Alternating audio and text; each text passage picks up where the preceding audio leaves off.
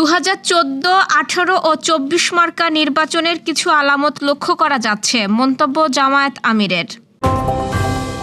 মানবতাবিরোধী কাজ করলে দল হিসেবে বিচার করা যাবে, বললেন অ্যাটর্নি জেনারেল। বীর মুক্তিযোদ্ধাদের বিরুদ্ধে ভুয়া অভিযোগ করলে মামলা হবে। মুসলিম দেশগুলোকে একজোট হয়ে কাজ করার আহ্বান পরিবেশ উপদেষ্টার। সাবেক সিইসি শামসুল হুদা মারা গেছেন। ঐতিহ্যবাহী খেলাধুলা প্রচারে ওয়ার্ল্ড এথনোস্পোর্টস ইউনিয়নের সঙ্গে সমঝোতা স্মারক সই। যুক্তরাষ্ট্রের বিরুদ্ধে পাল্টা শুল্ক আরোপের হুমকি ভারতের। দর্শক, শুনছিলেন দিনের খবরের প্রধান প্রধান শিরোনাম, এবার বিস্তারিত। তার আগে আমাদের ইউটিউব চ্যানেল সাবস্ক্রাইব করুন এবং সব খবর পেতে ফেসবুক পেজ ফলো করে রাখার পাশাপাশি ওয়েবসাইট ভিজিট করুন।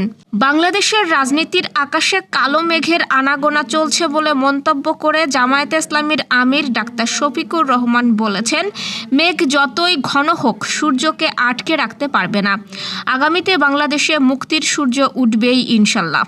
আজ সকালে ফেনী যাওয়ার পথে কুমিল্লার পাদুয়ার বাজার বিশ্ব রোড এলাকায় কুমিল্লা মহানগর জামায়াতের আয়োজনে পথসভায় প্রধান অতিথির বক্তব্যে তিনি একথা বলেন। এদিন কুমিল্লার দাউদকান্দি, চান্দিনা, আলেখার চর, বিশ্ব রোড ও 14 গ্রামে পথসভায় বক্তব্য রাখেন জামায়াতের আমির। নির্বাচন প্রসঙ্গে তিনি বলেন, দীর্ঘদিনের প্রত্যাশা একটি সুষ্ঠু নির্বাচন। আমরা 2014, 18 ও 24 মার্কা নির্বাচন চাই না। এ ধরনের কিছু আলামত লক্ষ্য করা যাচ্ছে।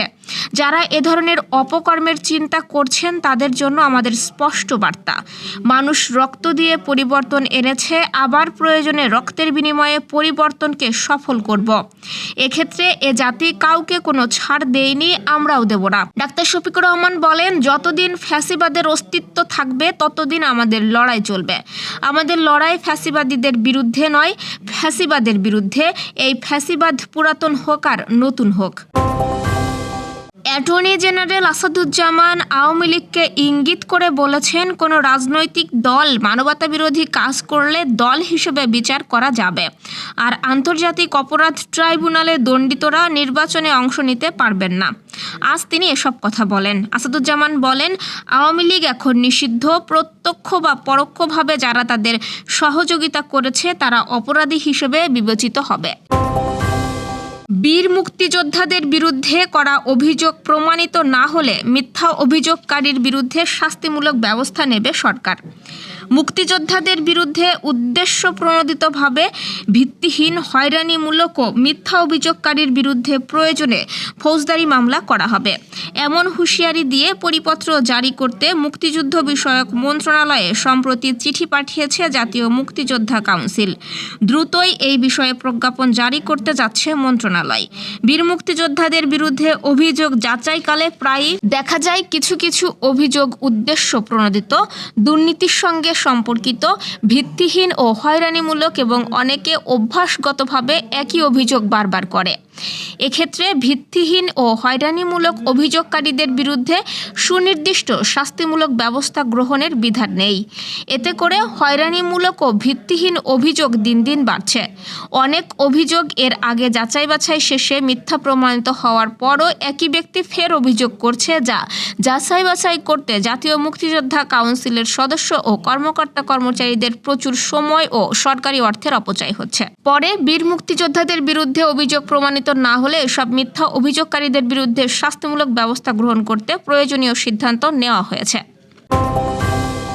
বেকারত্ব হ্রাস, দারিদ্র্য দূরীকরণ ও কার্বন নিঃসরণ কমিয়ে আনতে মুসলিম দেশগুলোকে একজোট হয়ে কাজ করার আহ্বান জানিয়েছেন পরিবেশ উপদেষ্টা রিজওয়ানা হাসান। আজ রাজধানীর একটি হোটেলে আয়োজিত আন্তর্জাতিক সোশ্যাল বিজনেস সামিটে এই আহ্বান জানান তিনি। দুর্গত মুসলিমদের যথেষ্ট সহায়তা করা যাচ্ছে না জানিয়ে উপদেষ্টা রিজওয়ানা বলেন, 3-0 তত্ত্ব অনুসরণ করলে তা মুসলিম বিশ্বে উন্নয়ন, পরিবেশ, কর্মদক্ষতা ও কর্মসংস্থান তৈরিতে গুরুত্বপূর্ণ ভূমিকা পালন করবে। প্রসঙ্গত, মুসলিম বিশ্বের প্রায় 15টি দেশ থেকে অর্ধশতাধিক প্রতিনিধির অংশগ্রহণে ঢাকায় অনুষ্ঠিত হচ্ছে আন্তর্জাতিক সোশ্যাল বিজনেস সামিট। সামিটে অংশ নেওয়া উদ্যোক্তারা বলেন, এটি শুধু সম্মেলন নয়, এটি একটি আন্দোলন, পরিবর্তনের উদ্যোগ। মুসলিম বিশ্ব সামাজিক ব্যবসার মাধ্যমে আরও ন্যায়ভিত্তিক ও টেকসই ভবিষ্যতের দিকে এগিয়ে যাবে বলেও আশা প্রকাশ করেন তারা। সাবেক প্রধান নির্বাচন কমিশনার ATM শামসুল হুদা মারা গেছেন। ইন্না লিল্লাহি ওয়া ইন্না ইলাইহি রাজিউন। মৃত্যুকালে তার বয়স হয়েছিল 83 বছর। আজ সকাল 9টায় বাসা থেকে হাসপাতালে নিলে চিকিৎসক মৃত ঘোষণা করেন। মরদেহ মর্গে রয়েছে। তার মেয়ে যুক্তরাষ্ট্র থেকে দেশে ফিরলে জানাজা হবে এবং পরে বনানী কবরস্থানে দাফন সম্পন্ন হবে বলে জানিয়েছে পারিবারিক সূত্র। ফখরুদ্দিন আহমদ নেতৃত্বাধীন তত্ত্বাবধায়ক সরকারের সময় সাবেক আমলা ATM শামসুল হুদা CECর দায়িত্ব নিয়েছিলেন 2007 সালের 5 ফেব্রুয়ারি। 2008 সালের নির্বাচন তার তত্ত্বাবধানে হয়। তিনি কাজ করেছেন 2012 সাল পর্যন্ত।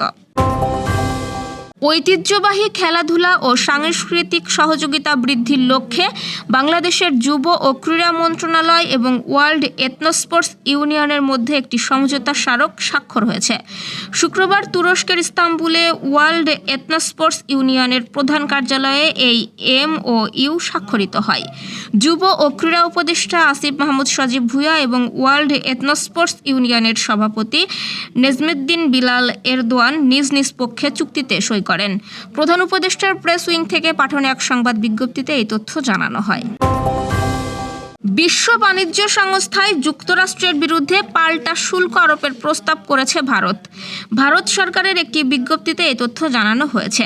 নয়াদিল্লি বলেছে, গাড়ি ও কিছু অটো পার্টসের ওপর ওয়াশিংটন যে 25% শুল্ক আরোপ করেছে তার প্রভাব পড়বে ভারতের $289 কোটি রপ্তানি পণ্যের ওপর। ভারত সরকার WTO-তে জমা দেওয়া একটি আনুষ্ঠানিক বিজ্ঞপ্তিতে জানিয়েছে, ভারত এ ধরনের প্রতিকূল বাণিজ্যিক প্রভাবের প্রতিশোধমূলক ব্যবস্থা নেওয়ার অধিকার রাখে। নোটিফিকেশন অনুসারে যুক্তরাষ্ট্র এই শুল্কের মাধ্যমে বছরে প্রায় $725 মিলিয়ন রাজস্ব আদায় করছে।